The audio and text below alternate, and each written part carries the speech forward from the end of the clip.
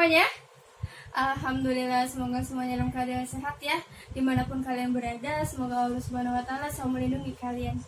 Oke, kita mulai pembelajaran hari ini dengan membaca doa terlebih dahulu ya. Membaca doa dimulai. Amin ya robbal alamin. Oke, baik, untuk pembelajaran hari ini ada yang tahu materi tentang apa? Oke, untuk hari ini kita materi tentang peran pondok pesantren dalam dakwah di Indonesia. Apa aja sih perannya? Ada yang sudah membaca materinya?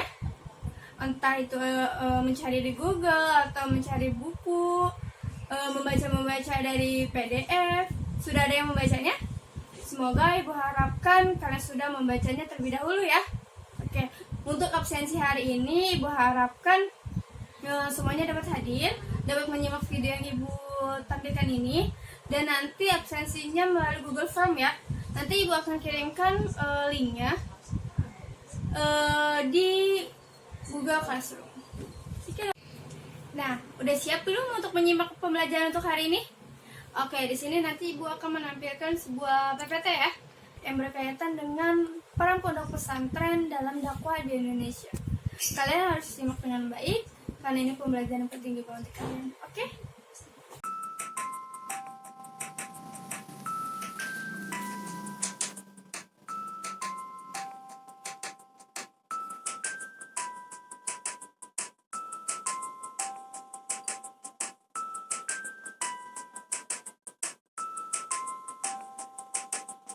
Pondok Pesantren Pendidikan Keislaman dan Keaslian Indonesia. Pondok pesantren termasuk lembaga pendidikan yang sudah sangat lama yang ada di Indonesia, sehingga begitu mengakar dengan budaya bangsa serta mampu mempertahankan eksistensinya dari berbagai ujian. Pesantren memiliki tata nilai yang akhirnya dapat membentuk sistem pendidikan dan mampu menyerap nilai-nilai edukatif lama yang telah ada dan membudaya, sekaligus berkembang mengikuti kemajuan ilmu pengetahuan dan teknologi, tanpa harus kehilangan jati dirinya. Pondok pesantren memiliki karakter tersendiri, yakni keislaman dan keaslian Indonesia. Maksudnya, sebagai lembaga pendidikan yang identik dengan keislaman, sekaligus orisinal, asli berada dari Indonesia, dengan ciri khas memiliki padepokan atau asrama untuk tempat tinggal peserta didik yang biasa disebut dengan santri. Pondok pesantren berasal dari kata bahasa Arab funduk yang memiliki makna asrama atau tempat di mana peserta didik tinggal. Adapun pesantren berasal dari kosakata lokal, yakni cantrik yang bermakna siswa atau peserta didik. Dengan demikian, pondok pesantren merupakan perpaduan kosakata bahasa Arab dan lokal.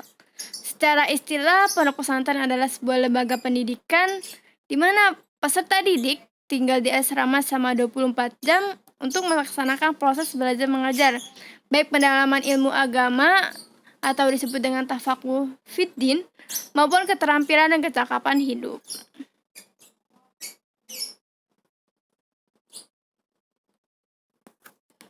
Next, pendidikan pesantren sebagai sarana dakwah.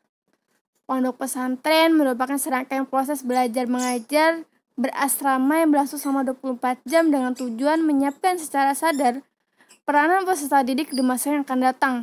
Hal tersebut dilakukan melalui kegiatan bimbingan, pengajaran, dan latihan, baik secara konvensional maupun sudah mengalami sentuhan metode modern.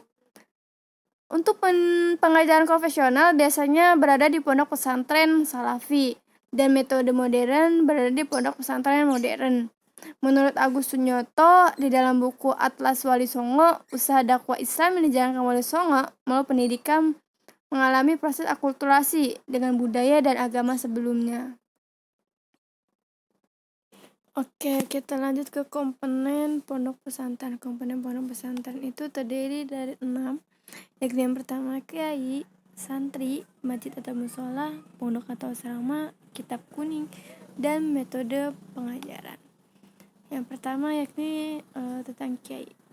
Kiai yakni orang yang memberikan pengajaran atau seorang yang mengajar di dalam pondok pesantren tersebut. Awal mula adanya pondok pesantren, kiainya yakni Wali Songo, yakni mengajari langsung kepada para santrinya. Oke, yang kedua yakni santri. Santri Santri adalah peserta didik atau anak dalam keadaan berkembang dalam pendidikan di dalam pondok pesantren. Masjid atau musola yakni sebagai sarana fisik sebagai tempat ibadah dan pusat kegiatan di dalam pondok pesantren. Pondok atau asrama yakni sarana fisik sebagai tempat tinggal para santri. Kitab kuning yakni materi pokok dalam kurikulum pendidikan pesantren. Dan terakhir yakni metode pengajaran. Dalam pesantren biasanya disebut dengan sorogan, bandongan, al-iznul ijazah, serta mode pembelajaran utawi iki-iku, yakni pola belajar di mana santri bisa mengetahui makna, kedudukan, dan fungsi masing-masing kalimat. KI mempunyai berbagai fungsi diantaranya sebagai figur pimpinan pondok pesantren, hingga kewibawaan, kepribadian, penguasaan ilmu agama, serta pengalaman kiai memberikan warna pada budaya dan lingkungan masyarakat. Kiai sebagai guru mengaji mempunyai banyak murid. Melalui murid atau santri, itulah tersebar karisma kiai di bidang keagamaan, sekaligus budi luhur yang dituturkan. Kiai juga memiliki ilham kepada masyarakat sekitarnya dalam memecahkan persoalan. Nah, istilah santri pada dasarnya muncul bersamaan dengan berdirinya pesantren di Indonesia. Santri yang dikenal sebagai penghuni pesantren bila dikaji tentu tidak akan lepas dari figur seorang kiai yang membentuk kepribadian dan karakter serta sebagai lingkungan kehidupan selama menjadi santri. Nah, pada awalnya bentuk pengajaran pesantren adalah halakoh, yakni lesehan di mana seorang kiai duduk bersila di tengah para santri. Nah, kiai tersebut membacakan atau menyimak kitab tertentu di hadapan para santrinya.